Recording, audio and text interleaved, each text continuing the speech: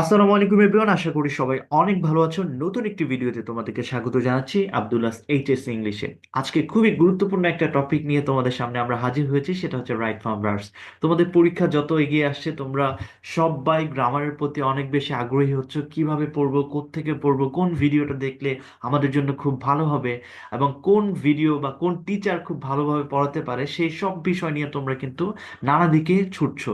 So তোমাদেরকে আমি বলতে চাই, আব্দুল্লাহ এইচএসসি ইংলিশে এই বছর আমরা 2025 2026 যত সামনের পরীক্ষার্থী আমাদের আছে সামনে, সবার জন্যই আমরা সিরিজ ভিডিও নিয়ে হাজির হব।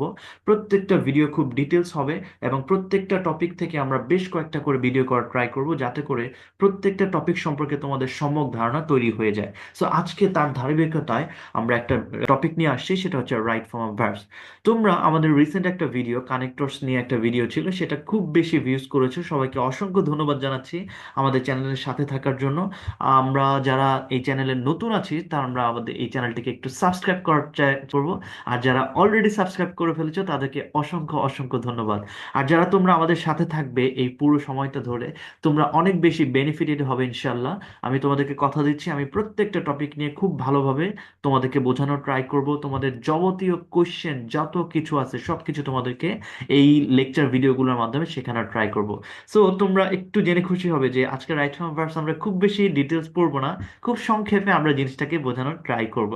তার আগে তোমরা দেখো, এখানে শুরুতে রাইট ফ্রম ভার্বস এর বেশ কিছু রুলস দেওয়া আছে, তাই না? আচ্ছা, প্রথম কথা হচ্ছে, আমরা কিন্তু এত এত রুলস আসলে পড়বো না, ঠিক আছে? এত এত রুলস পড়ার আমাদের দরকারও নাই। তোমরা ছোটবেলা থেকে অনেক রুলস পড়ে পড়ে বিরক্ত।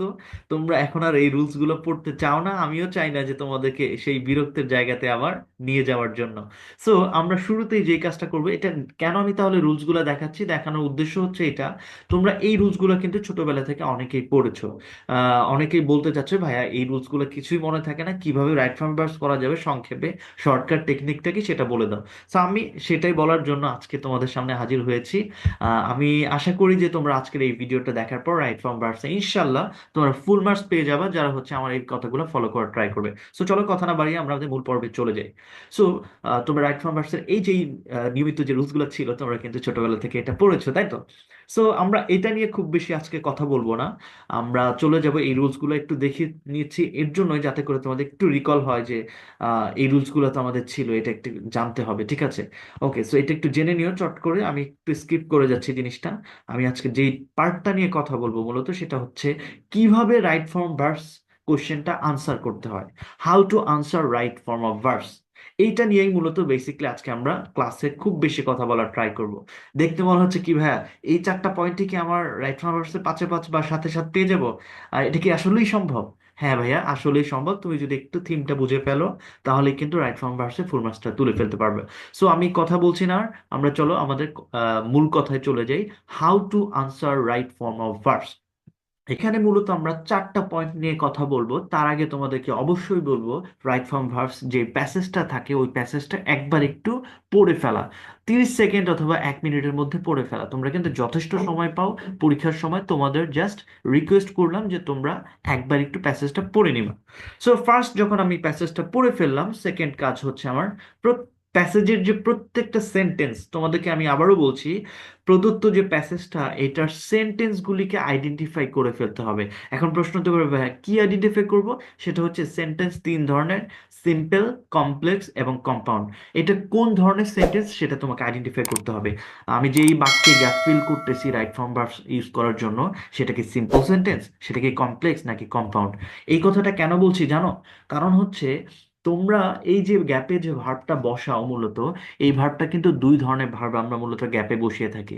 আমি আবারও রিপিট করছি, আমরা রাইট ফর্ম অফ ভার্বস, এই যে রাইট ফর্মের কথা যে বলছি ভার্বের, রাইট ফর্ম মানে কি? রাইট ফর্ম মানে হচ্ছে ভার্বের দুইটা ফর্ম হয়, একটা ফাইনিট ভার্ব, একটা হচ্ছে নন ফাইনিট ভার্ব। বুঝতে পেরেছো? ছোটবেলায় তোমরা এটা পড়ে আসছো। আর ইন ফিউচার ভিডিওগুলোতে আমরা আরো ডিটেলস এই বিষয়গুলো নিয়ে কথা বলবো। আজকে আপাতত এই কতটুকুই বলি যে তোমরা জানো ফাইনিট ভার্ব এবং নন ফাইনিট ভার্ব, ভার্ব মূলত দুই ধরনের। সো এই যে দুইটা ফর্ম, ফাইনিট কোনগুলা নন ফাইনিট কোনগুলা, এগুলিই মূলত আমাদেরকে বাক্যে ব্যবহার করতে হয়। ফাইনাইট কোনটা নন ফাইনাইট কোনটা এটা আমরা অন্য কোনো ভিডিওতে আরো ডিটেলস আলোচনা করব। তোমরা আমাদের চ্যানেলের সাথে কানেক্টেড থাকবা, সাবস্ক্রাইব করে, লাইক দিয়ে, কমেন্ট করে, ঠিক আছে? এবং হচ্ছে আমি এখানে নিচে একটা হোয়াটসঅ্যাপ নাম্বারও দিয়ে দিয়েছি। তোমরা চাইলে আমাকে ইনবক্স করতে পারো। আমরা হচ্ছে টার্গেট এ প্লাস নামে একটা হোয়াটসঅ্যাপ গ্রুপ করতে চাই, যেখানে আমরা 2025 সালের এইচএসসি পরীক্ষার্থীদের নিয়ে আমরা হচ্ছে কি বলবো, তাদের পরীক্ষার আগ পর্যন্ত ইংরেজির যত প্রয়োজনীয় সাপোর্ট দরকার হয় আমরা সেই সাপোর্ট করার ট্রাই করব। ঠিক আছে, তোমরা এখানে অ্যাড হয়ে যেতে পারো। যাই হোক, সেটা ভিন্ন কথা। তো আমি যেটা বলছিলাম, যে প্রদত্ত প্যাসেজের প্রত্যেকটা সেন্টেন্স আইডেন্টিফাই করে ফেলতে হবে, এটাকে সিম্পল, কমপ্লেক্স নাকি কম্পাউন্ড। প্রত্যেকটা সেন্টেন্স বলতে আলাদা আলাদা করব না, আমি যেই গ্যাপটা ফিল করতেছি ওই ওই গ্যাপটা কোন ধরনের সেন্টেন্সে আছে, ওইটা কি সিম্পল সেন্টেন্স আছে নাকি কমপ্লেক্স আছে নাকি কম্পাউন্ড আছে। কেন জানো? কারণ সিম্পল সেন্টেন্সে তোমার ফাইনিট ভার্ব হয় একটা। সিম্পল সেন্টেন্সে ফাইনিট ভার্ব কয়টা? একটা। আর কমপ্লেক্স অথবা কম্পাউন্ড, এই দুই ধরনের সেন্টেন্সে, কমপ্লেক্স এবং হচ্ছে কম্পাউন্ড, এই দুই ধরনের সেন্টেন্সে ফাইনাইট ভার্বের সংখ্যা হচ্ছে দুইটা। সিম্পলে একটা, কমপ্লেক্স বা কম্পাউন্ডে হচ্ছে দুইটা। কথা বুঝতে পারছো? এটা তোমাকে মাথায় রাখতে হবে, প্রথম কথা। এবার আসো, ভাইয়া আপনি তো বলেছিলেন ভার্ব দুই ধরনের, একটা ফাইনাইট একটা নন ফাইনাইট। সো আমরা বুঝলাম সিম্পলে একটা ফাইনাইট ভার্ব, কমপ্লেক্স কম্পাউন্ডে দুইটা ফাইনাইট ভার্ব। ওকে, ফাইন। এখন ফাইনাইট কিভাবে আনসার করবো, নন ফাইনাইট কিভাবে আনসার করব, এটা আমরা নিচে বলেছি। তার আগে আমি বলবো, ফাইনাইট ভার্বের সাথে সাথে কিন্তু আরেক ধরনের ভার্ব আছে, সেটা হচ্ছে নন ফাইনাইট ভার্ব। এবার আসো, নন ফাইনাইট ভার্ব তাহলে কিভাবে বুঝবো? এই যে দেখো, ধরে নাও তুমি বাক্যটা হচ্ছে সিম্পল বাক্য, তুমি যে বাক্যটা আনসার করছো সেই বাক্যের গ্যাপটা হচ্ছে সিম্পল বাক্য, কিন্তু তুমি দেখতে পেলে ওই বাক্যে ফাইনাইট ভার্বটা একটা আছে, নতুন করে আরো একটা ভার্বের জন্য গ্যাপ দেয়া আছে। তাহলে দেখো তো, ওই সিম্পল সেন্টেন্সে ফাইনাইট ভার্ব থাকার কথা ছিল একটা, কিন্তু ওই বাক্যে গ্যাপ আছে দুইটা। তাহলে তোমাকে অবশ্যই বুঝে নিতে হবে, একটা হচ্ছে ফাইনাইট ভার্ব আর একটা হচ্ছে নন ফাইনাইট ভার্ব। ঠিক আছে? ঠিক একইভাবে কমপ্লেক্স বা কম্পাউন্ড সেন্টেন্স যখন তুমি আনসার করছো, তখন ওইখানে কিন্তু ফাইনাইট ভার্ব হচ্ছে দুইটা। আর ফাইনাইট ভার্ব যখন দুইটা থাকে, ওকে মানলাম, কিন্তু তুমি যদি ওই কমপ্লেক্স বা কম্পাউন্ড বাক্যে নতুন আরো একটা গ্যাপ পাও, যেখানে আর একটা ভার্ব বসবে, এর মানে ওই বাক্যে ভার্ব হয়ে গেল তিনটা। আর 3 নাম্বার যে ভার্বটা আসতেছে সেটা কিন্তু আর ফাইনাইট ভার্ব না, সেটা হচ্ছে নন ফাইনাইট ভার্ব। বুঝতে পেরেছি? তাহলে কখন বুঝবো কোনটা ফাইনাইট কোনটা নন ফাইনাইট, এটা আশা করি বুঝতে পেরেছো। সিম্পলে একটা ভার্ব থাকলে ফাইনাইট, আর দুইটা আসলে একটা ফাইনাইট একটা নন ফাইনাইট। কমপ্লেক্স বা কম্পাউন্ডে দুইটা ফাইনাইট আর একটা হচ্ছে, যদি নতুন করে আরেকটা ভার্ব আসে তখন সেটা হবে নন ফাইনাইট। ঠিক আছে? ওকে, এবার আসো, এই যে আমি 2 নম্বর পয়েন্টে কিন্তু সেই কথাটাই বলার ট্রাই করছি। তোমরা প্রথমে সেন্টেন্সটাকে আইডেন্টিফাই করো, দেন আইডেন্টিফাই করো ফাইনাইট ভার্ব কোনটা এবং নন ফাইনাইট ভার্ব কোনটা, এটা মার্ক করে ফেলতে হবে। ঠিক আছে? ফাইনাইট কোনটা এবং নন ফাইনাইট কোনটা, এটা তোমরা আরো আমার যে সিরিজ ভিডিওগুলো আসবে তখন এটা আরো ক্লিয়ার হবে। ফাইনাইট কোনটা নন ফাইনাইট কোনটা আমি দেখিয়ে দিব। মনে রাখবা কিন্তু, মূলত আমাদের রাইট ফর্ম বলতে আমরা যে ভার্বের ফর্মগুলোকে বুঝাই, সেটা কিন্তু এই দুইটা ফর্মেই, একটা ফাইনাইট হবে অথবা নন ফাইনাইট হবে, ব্যাস। ওকে, ফাইন। সো এই দুইটা যখন তুমি আইডেন্টিফাই করে ফেলতে পারলে যে এখানে ফাইনাইট ভার্ব হবে অথবা নন ফাইনাইট ভার্ব, তখন এবার আসো আমরা, ফাইনাইট হলে আমার করণীয় কি এবং হচ্ছে নন ফাইনাইট ভার্ব হলে আমার করণীয় কি। সো আমরা কি করব? ফাইনাইট ভার্ব হলে বাক্যে যদি শূন্যস্থানে আমরা বুঝতে পারি যে এখানে ফাইনাইট ভার্ব হবে, তাহলে আমরা ওই ফাইনাইট ভার্বের যে সাবজেক্ট আছে, ওই সাবজেক্টকে আমরা দুইটা প্রশ্ন করব। সাবজেক্টটা কি সিঙ্গুলার নাকি প্লুরাল? সাবজেক্ট সিঙ্গুলার হলে তোমার যে ভার্বটা বসাবো সেটা সিঙ্গুলার করতে হবে, আর সাবজেক্ট যদি প্লুরাল হয় ভার্বটাকেও প্লুরাল করতে হবে। নাম্বার 1। নাম্বার 2, আরেকটা কোশ্চেন আমরা করব, সেটা হচ্ছে সাবজেক্ট কি ডুয়ার, এর মানে হচ্ছে অ্যাক্টিভ ভয়েস কিনা, অথবা সাবজেক্ট কি রিসিভার অথবা প্যাসিভ ভয়েস কিনা। সাবজেক্টটা কি অ্যাক্টিভ নাকি প্যাসিভ, এটা আমরা জিজ্ঞেস করব। এই দুইটা কোশ্চেন করার মাধ্যমে কিন্তু তুমি 100% কারেক্টলি আনসার করে ফেলতে পারবা। এই অ্যাক্টিভ প্যাসিভ তখন কি করবো আমরা? টেন্স অনুযায়ী ফর্ম বসায় দিব। এটা যে টেন্স আছে, এটা যদি প্রেজেন্ট টেন্স হয় প্রেজেন্ট ফর্ম বসাবো, পাস্ট টেন্স হলে পাস্ট ফর্ম বসাবো, পাস্ট কন্টিনিউয়াস হলে পাস্ট কন্টিনিউয়াস টেন্স বসাবো, পাস্ট পারফেক্ট টেন্স হলে পাস্ট পারফেক্ট টেন্স বসাবো। টেন্স অনুযায়ী আমরা অ্যাক্টিভ বা প্যাসিভ ফর্মটা বসিয়ে ফেলবো। ঠিক আছে? ওকে, ফাইন। ফাইনাইট ভার্ব বুঝলাম, তাহলে দুইটা কোশ্চেন কিন্তু ফাইনাইট ভার্বে, সাবজেক্ট সিঙ্গুলার নাকি প্লুরাল, এবং হচ্ছে সাবজেক্ট অ্যাক্টিভ নাকি প্যাসিভ। আর 4 নাম্বার যে পয়েন্টটা, সেটা হচ্ছে নন ফাইনাইট ভার্ব আমরা কিভাবে আনসার করব। আমরা যখন বুঝতে পারলাম গ্যাপে নন ফাইনাইট ভার্ব বসবে, তখন আমরা এটা কিভাবে আনসার করব। নন ফাইনাইট ভার্বের আনসারের ওয়েটা হচ্ছে, আমরা সাবজেক্টকে একটাই কোশ্চেন করব, সেটা কি? সাবজেক্টটা কি ডুয়ার নাকি রিসিভার, দ্যাট মিনস অ্যাক্টিভ নাকি প্যাসিভ। সাবজেক্টটা কি অ্যাক্টিভ নাকি প্যাসিভ।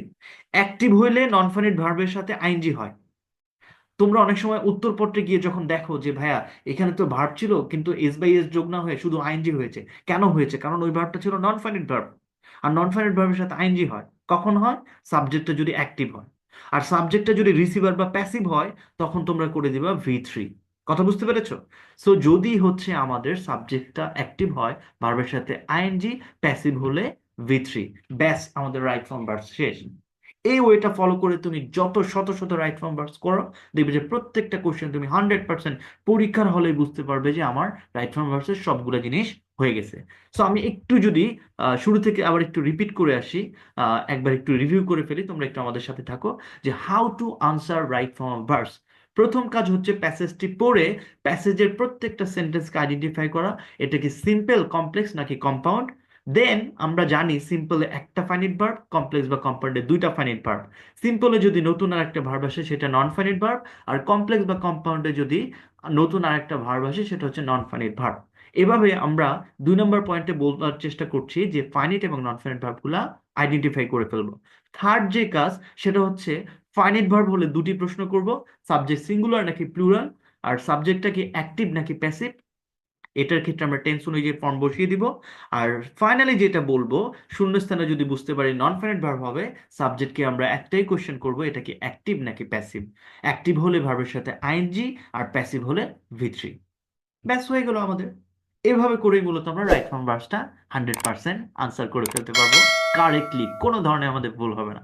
সো ভিডিওটা আজকে এই পর্যন্ত, সবাইকে শেষ পর্যন্ত থাকার জন্য আবারও ধন্যবাদ জানিয়ে এখানেই শেষ করছি। আসসালামু আলাইকুম।